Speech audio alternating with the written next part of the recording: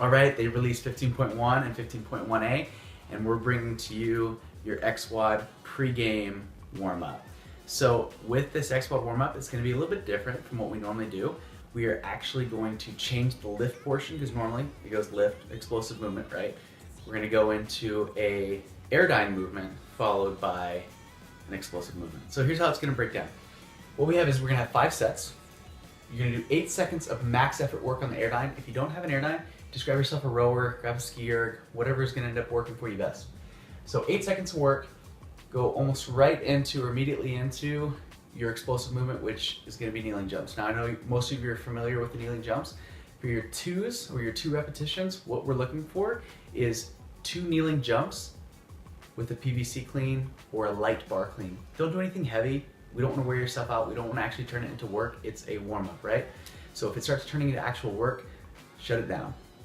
All right, so 8 seconds of work into the 2 jumps. 2 jumps with the cleans. Again, if you can't do cleans, that's okay. Just do a normal kneeling jump to your feet.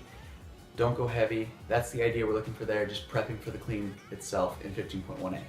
Now for our singles, we're gonna work on helping with fatigue and still getting the full hip range of motion that we want with a solid extension and a quick recoil. So we're gonna go kneeling jump for height. Now again, we don't want to go overboard with this. We just want to keep it fairly simple. So we're go a 25, go yoga mats, go a couple 45s, nothing crazy high. The idea we're looking for is a fast hip explosion or hip extension followed by a very, very, very fast recoil, which is going to help us as we're getting fatigued to get back under a heavier load like in 15.1a. Now keep in mind, all the movements that are involved a ton of hips, right? A good amount of shoulders. And the movements we have in here, the airdyne, as well as the kneeling clean and kneeling jump for height are going to be perfect primers for that.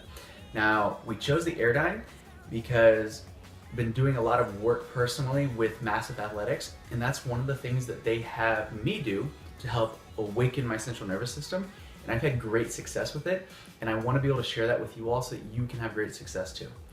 So again, we're going to go 8 seconds of work, followed by 2 reps kneeling clean with PVC or light bar, and then rest 2 to 3 minutes. From there, I want you to go into your next set of 8 seconds max effort, really, really hard, full sprint, and then into your single jump for height, so on and so forth until you finish all 5 sets.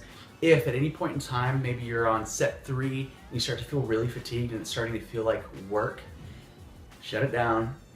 The idea is to warm up, and once you start to feel like you're actually doing work where you're having to work at it, right? You're starting to defeat the purpose of the warm-up, and that's going to start taxing you for the workout. All right, with that in mind, after you finish all the sets, what I'd like you to do is take about 10 to 15 minutes worth of rest to prep yourself and kind of recover for 15.1 and 15.1a. And that's going to be your XWOD pregame warm-up.